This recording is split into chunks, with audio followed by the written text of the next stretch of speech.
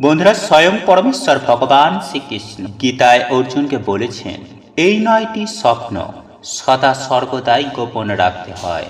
হ্যাঁ বন্ধুরা, এই স্বপ্ন সংকেতগুলি আপনারা যদি জীবনে পান তাহলে কাউকে বলবেন না, কারণ স্বয়ং পরমেশ্বর ভগবান শ্রীকৃষ্ণ কর্ণকে এই 9টি সংকেত সম্পর্কে জানিয়েছিলেন। যখন মহাভারতের সময় কর্ণ অত্যন্ত চিন্তিত ছিলেন বিভিন্ন স্বপ্নের দ্বারা, উনি সেই সময় খারাপ ভালো প্রচুর স্বপ্ন দেখতেন এবং সেগুলির অর্থ কি সেগুলি পরমেশ্বর ভগবান শ্রীকৃষ্ণকে জিজ্ঞাসা করেছিলেন এবং প্রভু শ্রী হরি এইরূপ স্বপ্ন সংকেতগুলির অর্থ বুঝিয়েছিলেন কর্ণকে। তাই আপনারা যদি এই বিষয়ে জানতে চান তাহলে আমি আপনাদের অনুরোধ করব ভিডিওটি সম্পূর্ণ শেষ পর্যন্ত দেখুন বন্ধুরা। বিশেষ মুহূর্তে আপনারা যদি এই 9টি স্বপ্ন সংকেত পেয়ে থাকেন তাহলে কখনো কাউকে ভুল করেও বলবেন না, কারণ এই স্বপ্ন সংকেতগুলির শুভ ফল নষ্ট হয়ে যায়। তাই গোপন রাখার চেষ্টা করবেন।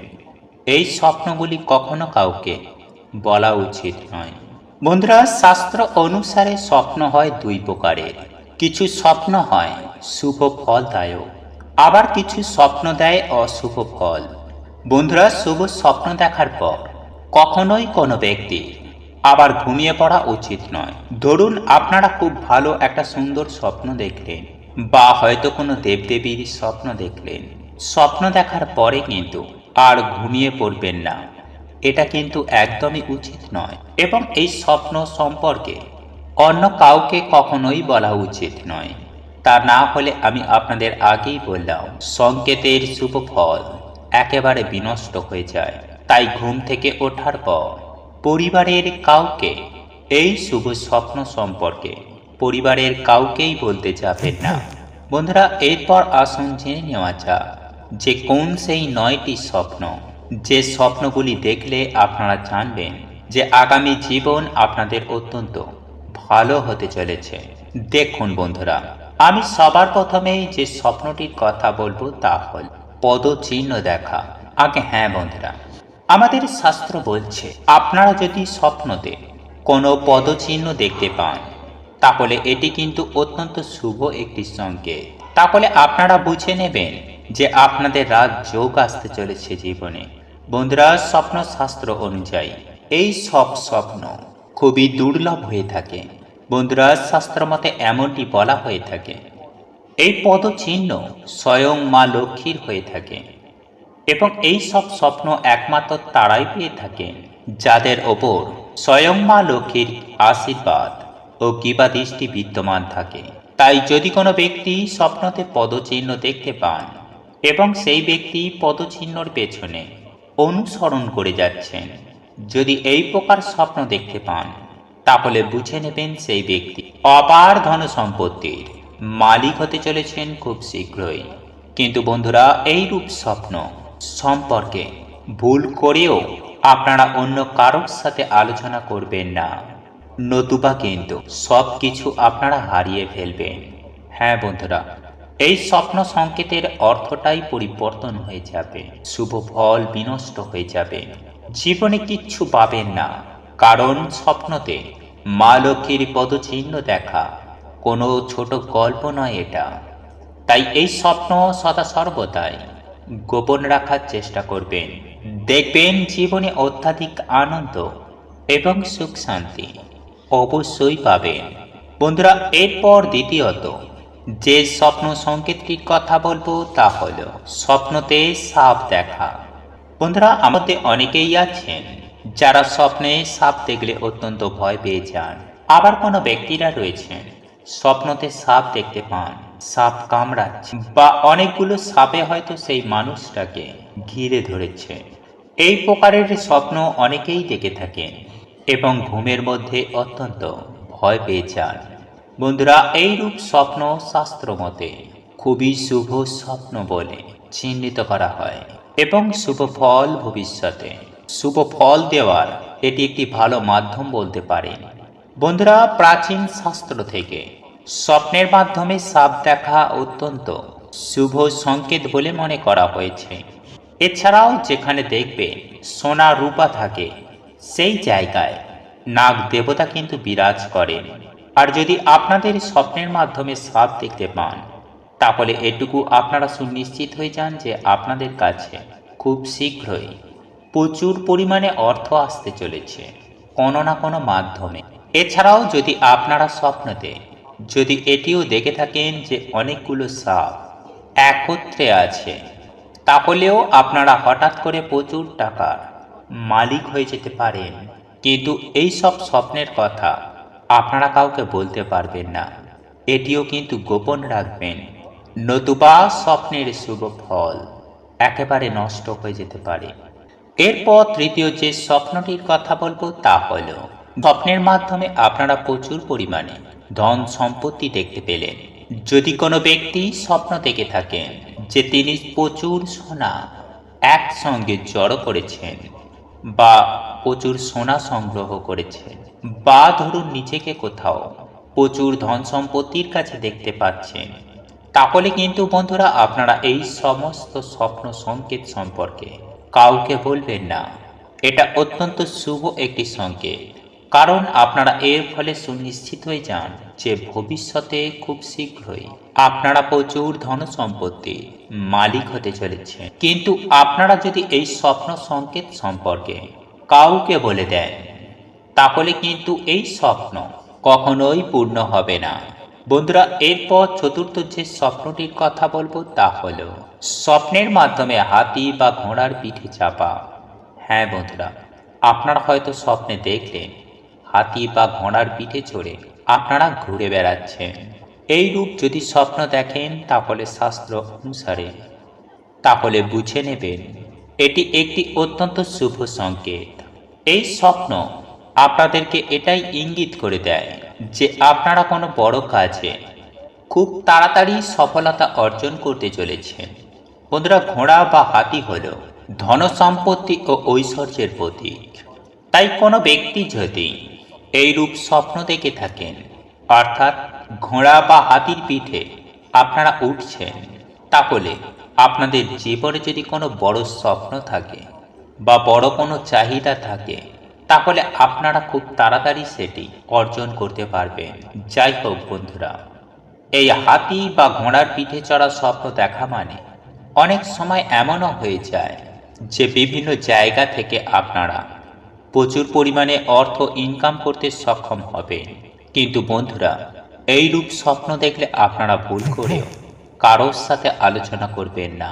বন্ধুরা, এরপর পঞ্চম যে স্বপ্নটির কথা বলবো তা হলো মৃত্যুর সঙ্গে যুক্ত কোনো স্বপ্ন দেখা। আগে হ্যাঁ বন্ধু, আপনারা যদি এইরূপ কোনো স্বপ্ন দেখতে পান, তাহলে এই স্বপ্নের কথা আপনারা ভুল করেও কাউকে বলবেন না।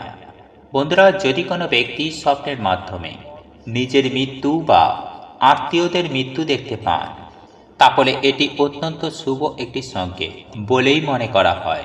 বন্ধুরা, অনেক ব্যক্তিরা রয়েছেন যারা নিজেদের আত্মীয়দের মৃত্যু স্বপ্নে দেখে থাকেন বা হয়তো ভীত হয়ে পড়েন, বা অনেকেই আছেন যারা এই রূপ স্বপ্ন দেখার পর ঘুম থেকে উঠেই কান্নাকাটি পর্যন্ত শুরু করে দেন। বন্ধুরা, এক্ষেত্রে আপনাদেরকে বলে রাখি, এই রূপ স্বপ্ন দেখলে ভয়ের কিছুই নেই। আপনারা যে প্রিয় ব্যক্তির মৃত্যুর স্বপ্ন দেখেছেন, সেই প্রিয় ব্যক্তির আয়ু কিন্তু কোথাও না কোথাও অনেকখানি বৃদ্ধি হয়ে গেছে। হ্যাঁ বন্ধুরা, সেই ব্যক্তি দীর্ঘায়ু হয়ে যান। কিন্তু মনে রাখবেন, এই স্বপ্ন সংকেত সম্পর্কে কাউকে আপনি কিন্তু বলবেন না। এরপর ষষ্ঠ যে স্বপ্নটি আপনাদেরকে জানিয়ে দেব তা হল, বন্ধুরা, আপনারা যদি স্বপ্নের মাধ্যমে ভগবানের দর্শন পান, তাহলে এটি অত্যন্ত একটি শুভ সংকেত। বন্ধুরা, এই রূপ স্বপ্ন দেখার অর্থ হল আপনাদের জীবনে প্রচুর সুখ শান্তি সমৃদ্ধি খুব শীঘ্রই আসতে চলেছে দৈবিক কৃপায়। হ্যাঁ বন্ধুরা, সেই সঙ্গে খুব শীঘ্রই আপনাদের অপূর্ণ কাজ সম্পূর্ণ করতে পারবেন। জীবনে যা কিছু চেয়েছেন সেগুলোও পাবেন, এবং যদি আপনারা কোনো সমস্যায় ভুগছেন, সেখান থেকেও আপনারা সুনিশ্চিতভাবে বেরিয়ে আসতে পারবেন। তবে বন্ধুরা, একটি কথাই মনে রাখবেন, আমি প্রত্যেকবারই বলে দিই, এই রকম ভালো শুভ সংকেত পেলে কখনোই কাউকে আপনারা কিন্তু এইগুলি সম্পর্কে বলতে যাবেন না। সম্পূর্ণ সদা সর্বদাই গোপনে রাখবেন।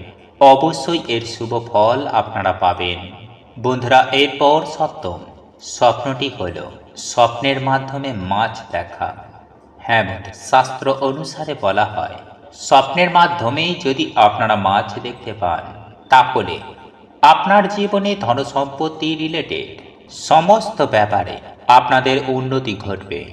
হ্যাঁ বন্ধুরা, মাছ হলো ধন সম্পত্তির প্রতীক। তাই আপনারা যদি স্বপ্নের মাধ্যমে মাছ দেখে থাকেন তাহলে এটুকু সুনিশ্চিত হয়ে যান যে ভবিষ্যতে আপনার প্রচুর ধন সম্পত্তি হতে চলেছে। বা আপনাদের জীবনে যদি কোনো ঋণ থাকে সেই ঋণ থেকেও আপনারা কিন্তু সুনিশ্চিতভাবে রেহাই পেতে পারেন। বিশেষ করে এই রূপ স্বপ্ন দেখার ফলে আপনারা দেখবেন 1 মাসের মধ্যেই এর রেজাল্ট কিন্তু আপনারা খুব সুন্দর পেয়ে থাকবেন। বন্ধুরা, এরপর অষ্টম যে স্বপ্নটির কথা বলবো তা হলো স্বপ্নের মাধ্যমে কোনো মহিলাকে দেখতে পাওয়া। হ্যাঁ বন্ধুরা, এই রূপ সংকেত শুভ হতে পারে আবার অশুভ হতে পারে, কারণ মহিলা কি বস্ত্র পরিধান করে আছেন তার উপরে নির্ভর করে এই স্বপ্ন সংকেতটি শুভ হবে না অশুভ হবে। বন্ধুরা, যদি স্বপ্নতে আপনারা দেখতে পান যে কোনো মহিলা হয়তো কালো রঙের বস্ত্র ধারণ করে আছে বা কোনো মহিলা কালো রঙের কোনো কিছু পোশাক পরে আছে এবং আপনারা তাকে হয়তো আলিঙ্গন করছেন, তাহলে আপনারা সুনিশ্চিত হয়ে যান যে এই স্বপ্ন হল মৃত্যুসূচক স্বপ্ন। হ্যাঁ বন্ধুরা, সেই ব্যক্তির মৃত্যু কোনো প্রাকৃতিক কারণে হঠাৎ করেই হয়ে যেতে পারে, যাকে বলা হয় অকাল মৃত্যু হতে পারে যদি এই রকম স্বপ্ন আপনারা দেখে থাকেন। কিন্তু যদি কোনো মহিলা লাল রঙের বস্ত্র ধারণ করে আছে এইরূপ স্বপ্ন দেখতে পান তাহলে এটি অত্যন্ত শুভ সংকেত বলে মনে করা হয়। বন্ধুরা, এই রকম শুভ সংকেত পেলে জানবেন যে খুব শীঘ্রই আপনাদের আর্থিক উন্নতি হবে। হ্যাঁ বন্ধুরা, যে আর্থিক পরিস্থিতি খারাপ চলছিল সেখান থেকে আপনারা খুব ভালোর দিকে একটা এগিয়ে যেতে পারবেন। এছাড়াও বন্ধুরা, স্বপ্নের মাধ্যমে গোবরের সংকেত পাওয়া অত্যন্ত শুভ বলে মনে করা হয়। বা আপনি হয়তো কোনো কুকুরকে খাওয়াচ্ছেন বা কোনো গোমাতাকে জল দান করছেন কিংবা কোনো পশু পাখিকে সাহায্য করছেন বা অবলা কোনো প্রাণীকে আপনি রক্ষা করছেন, এই প্রকারের কোনো স্বপ্ন দেখলে জানবেন যে এটিও কিন্তু অত্যন্ত শুভ সংকেত। এছাড়াও বন্ধুরা, জলে সাঁতার কাটার স্বপ্নকে অর্থের সূচক বলেই মনে করা হয়। এর ফলেও কিন্তু প্রচুর পরিমাণে অর্থ লাভ করা যায়।